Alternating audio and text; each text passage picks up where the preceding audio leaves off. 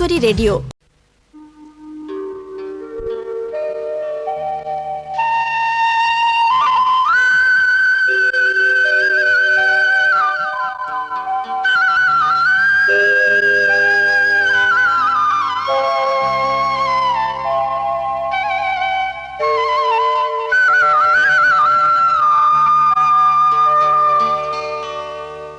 बड़दाण्ड श्री जगन्नाथ महाप्रभुंकर अपूर्व महिमा को प्रख्यापित करने को जाई स्कंद पुराण कहती क्षेत्राणाम सर्वक्षेत्राणाम राजा श्री पुरुषोत्तम देवानाम सर्वदेवानाम राजा श्री पुरुषोत्तम।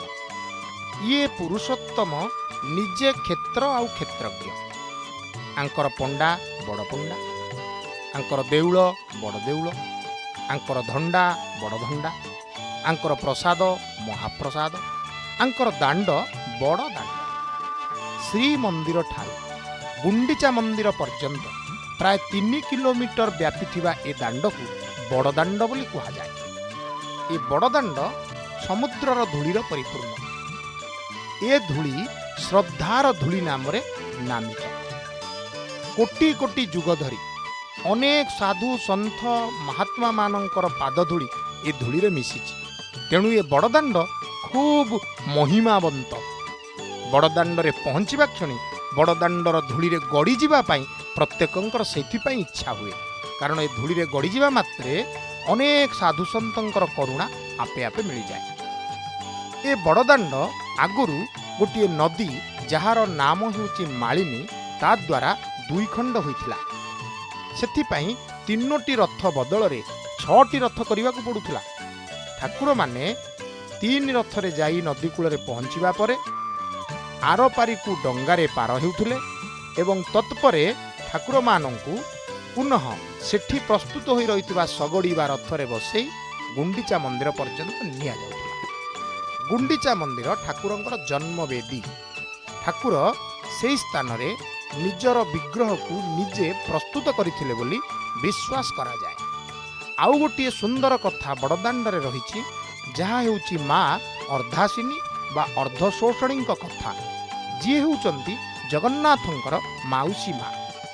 आत्मजोनि स्वयं जातो वैख्यान सामगायन।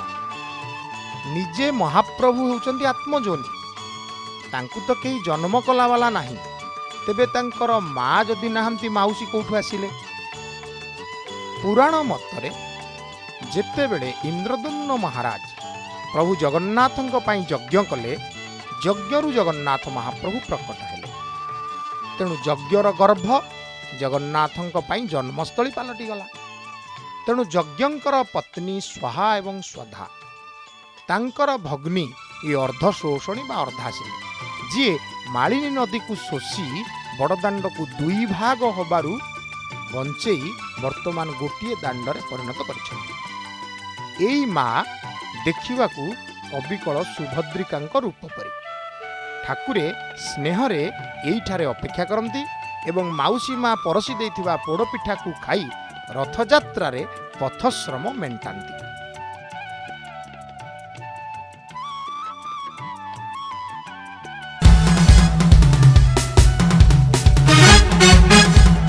किचकेଶ୍ୱରୀ ରେଡିଓ।